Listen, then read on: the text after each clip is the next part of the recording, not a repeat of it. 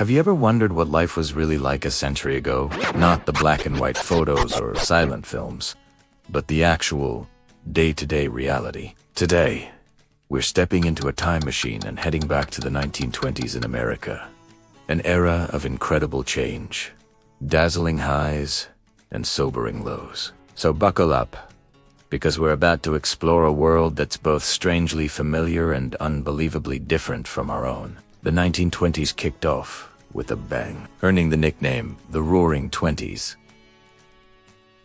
World War I was over, and a wave of economic prosperity swept across the nation. For the first time, more Americans lived in cities than in rural areas. Imagine the skyline of New York or Chicago, not yet dominated by glass skyscrapers, but by magnificent new Art Deco buildings reaching for the clouds. The streets below weren't filled with the quiet hum of electric cars, but with the clatter of horse-drawn carts competing with the rumble of new Ford Model Ts. Owning a car was suddenly within reach for the average family, costing around $260, which was still a hefty sum.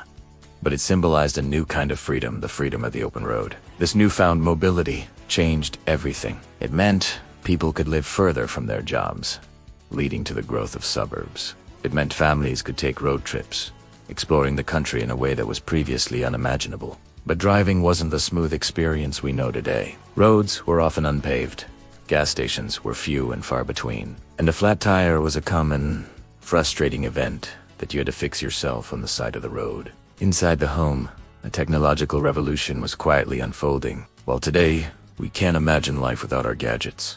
Back then, simple conveniences were life-changing luxuries. Electricity was finally making its way into urban homes, powering incredible new inventions. Think about the magic of the first electric refrigerator, replacing the old ice box that required regular deliveries of a giant block of ice, or the vacuum cleaner, which saved hours of back-breaking work. Beating rugs, electric washing machines, toasters, and radios started appearing, transforming domestic life and creating something new. Leisure time. And what did people do with this new free time? They went to the movies. The 1920s was the golden age of silent film. People flocked to grand ornate movie palaces to see stars like Charlie Chaplin, Mary Pickford, and Rudolph Valentino. These weren't just movies, they were events. A live organist or even a full orchestra would provide the soundtrack. And for the price of a ticket, you could escape into a world of glamour, adventure, and romance. And by the end of the decade, a new sensation arrived: talkies.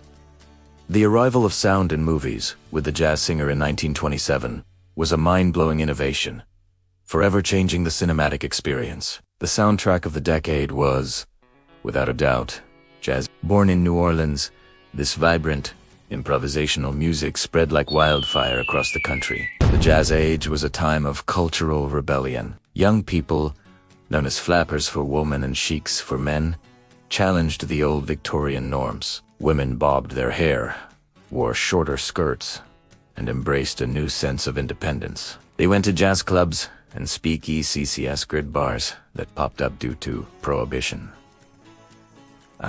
Prohibition. In 1920, the 18th Amendment made the production and sale of alcoholic beverages illegal. The goal was to reduce crime and improve public health.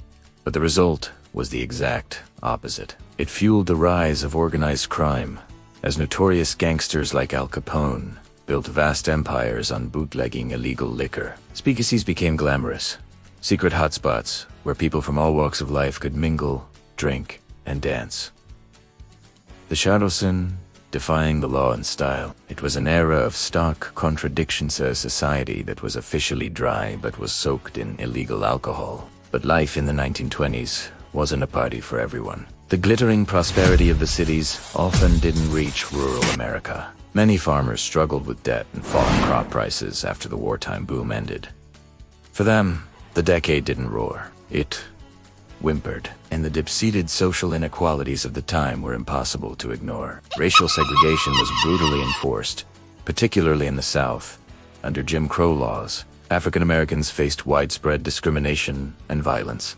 Yet, this period also saw a powerful cultural flourishing in the form of the Harlem Renaissance. In the Harlem neighborhood of New York City, black writers, artists, musicians, and thinkers created an incredible body of work that celebrated black culture and identity. Figures like Langston Hughes, Sordan Yale, Hurston, and Duke Ellington laid the groundwork for generations of artists to come. For women, the decade began with a monumental victory, the 19th Amendment, granting them the right to vote in 1920.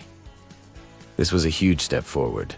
The fight for true equality was far from over. While more women entered the workforce, they were largely confined to pink-collar jobs, like secretaries, telephone operators, and nurses, and were paid far less than men. The image of the liberated flapper was real, but she represented a small, often privileged, segment of the female population. For most women, life was still centered on the home and family.